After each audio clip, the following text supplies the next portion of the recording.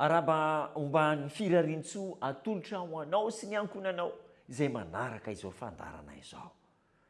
Manakaiky ny fiafaran'ny taona isika, 2 andro sisa dia ho tapitra ny taona, fotoana fandinihan-tena, fotoana fanoloran-tena koa an'Andriamanitra, ary fanavaozana ireo voady rehetra izay azo atao voady ho amin'ny tsara.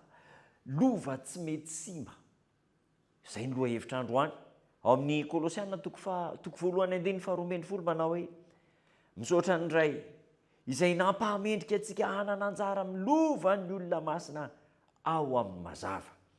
Misaotra ny ray izay nampahamendrika antsika hanana anjara amilova ny olona masina. Raha ny loatra raha misaotra azy isika amin'izao famaraparanana ny taona izao, satria notahina ndritra izay taona lasa rehetra izay, ary omeny an'izany teny fikasana izany, satria omeny antsika ny lovan'ny olona masina. Inona moa zany lovan'ny olona masina izany? Tsy inona fa ny fiainana mandrakizay, ny famonjena, ary io famonjena io lova mandrakizay, io ny tokony miverimberina eo amin'ny vavantsika, eo amin'ny fiainantsika, satria any ny tanjona. Nahoana no zava-dehibe ny mamerimberina ny tanjona? Mba iraikitra ao an-tsaina, zava-vonjy, zava-pandovan'ny fiainana mandrakizay, any ny ho tanindrazako, any an-danitra no hitodian'ny fiainako, any ny tanjona farany, mizotra makany aho, ary dia ao an-tsaina ao foana izany hoe ho any amin'ny fiainana mandrakizay izany. Voavonjy isika, voavonjy mandrakizay. Ireo izay manaiky an'i Kristy ho mpamonjy ny tenany dia manana teny fikasana isan'andro eo amin'ny fiainana, ary tsy mety kivy ninona zavatra mitranga eo amin'ny fiainana, satria voavonjy izy, efa any ny foa mampanahany.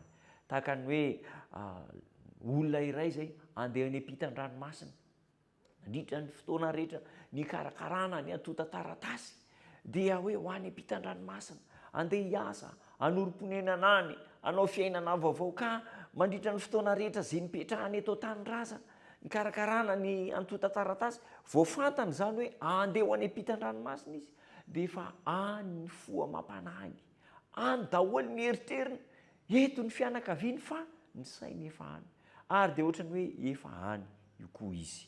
Izany no tokony ho toe-tsaintsika, fomba fiainany, fihetsem-pontsika, any an-danitra no fonenantsika, any no andrasantsika mpamonjy. Petera 2:7-7-4 kanefa isika araka ny teny fikasana dia manantena lanitra vaovao sy tany vaovao itoeran'ny fahamarinana, any ny fanantenantsika. Efa nalohan'i Kristy ny onitra rehetra ahafahantsika mandova ny fiainana mandrakizay. Azo vonjena isika, tokony ho vonjena isika, ary tsy maintsy voavonjy isika, tsy noho ny nataontsika fa noho ny nataon'i Kristy. Inona moa ny anjarantsika? Ny anjarantsika dia meny lefitra eo ambany fitarihan'i Kristy isan'andro. Tadio fa io Satana io dia isan'andro dia miady mafy mihitsy mba handrombana ny fanahintsika mba ho very. Ataony izay tsy ahitantsika ny tombam-bidintsika ao amin'Andriamanitra, ampidiry ny saina maloto ao anatintsika ao, mba hahatonga antsika hanao fitondrantena tsy araky ny sitrapon'Andriamanitra. Kanefa raha miaraka amin'i Kristy, mandresy isika.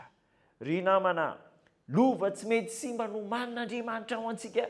Tehirizyo izany teny fikasana izany, aoka ho falifaly isika, miatrika ny adidy isan'andro, fa ny tanjona any an-danitra ny tanjona. Ataovy ao an-tsainao isan'andro zany, averimberena, vao mifo maraina, ho any an-danitra, voavonjy noho ny nataon'i Kristy.